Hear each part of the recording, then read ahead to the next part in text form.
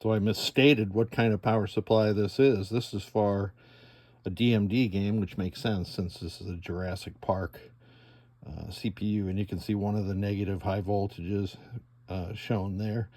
I only have two hands, so I can't show you testing the rest of these, but the 512 minus 12, two negative highs, and the one positive 64 volts as shown on the silk screen, they're all correct. And I can show you the general illumination relay working correctly. I have the Data East official test ROM in this Jurassic Park CPU, where I'd cleaned up some corrosion. Let's boot it, and I believe this is operating correctly, but let's count the LEDs and watch their behavior. 1, 2, 3, 4, 5, 6, 7. And then we'll do it again. And then the blanking signal will come alive. And it is walking through all the solenoids.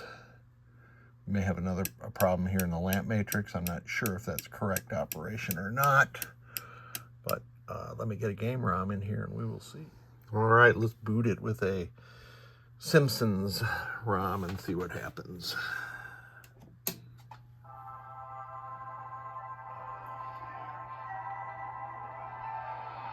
And here's the lamp matrix.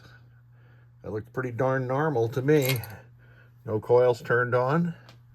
Let's put it through the test. I do have my soundboard, my Simpsons vintage soundboard connected. They make you wait on this tech alert all okay for a long time, it seems like. That's just irritating. All right, let's hear some sounds.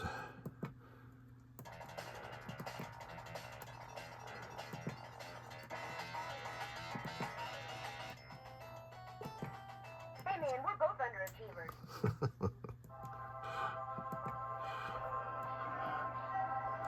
All right, that is all the sounds. That proved that this PIA here is communicating through the ribbon cable to the soundboard correctly. Displays are working correctly. Switch test, the Simpsons will report all 64 switches in the switch matrix. I believe Data East probably did that for every MPU, but I can't be sure. So those are working correctly. Lamps, the famous Data East lamp test, rows, columns, individual lamps. Believe it or not, I think they sped this up since their first MPU. We're going to go to flashers, I believe. Yeah. And the next is solenoids.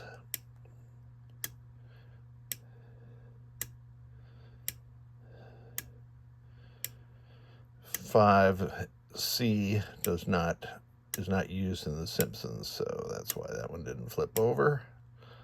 I always have to watch that solenoid 9. So I got that bright yellow one there for the AC select. Now we're into the special solenoids. And we can show that those are driven from the switch correctly. We're going to skip all that. Now, what did I find with this CPU board? Well, after fiddling around with it for a while, I had Leon's ROM in it, and it would drive the PIAs perfectly fine. But when I do the memory test, which you do by shorting pin 6, which is a non-maskable interrupt pin, to the 6802 processor, it's supposed to do a memory test, and it would lock up on that memory test every single time.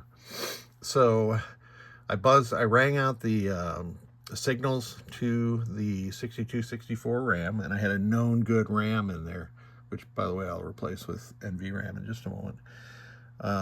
While I was feeling around on this board, I noticed that this chip, or the chip in this location, was a little warmer than the rest of the chips on the board. And this is an old godly technique. You know, you put your fingers across those riot chips, and if one of them feels warm, then it's probably shorted. But I kind of chalked it up to, it's probably okay.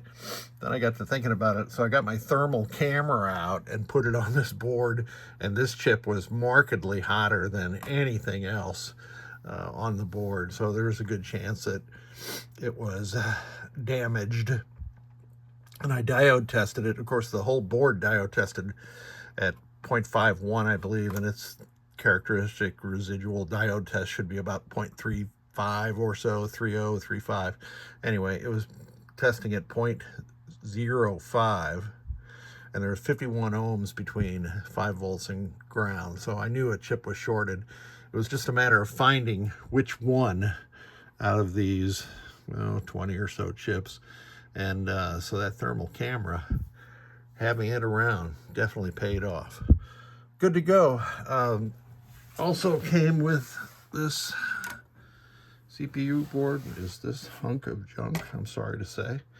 And why is this a hunk of junk? Well, it's a hunk of junk because these parts, TL783, I think, are just tuned with these voltage tuning resistors, and some of them cascade from one to the other. So this one should have plus and minus 100 volts.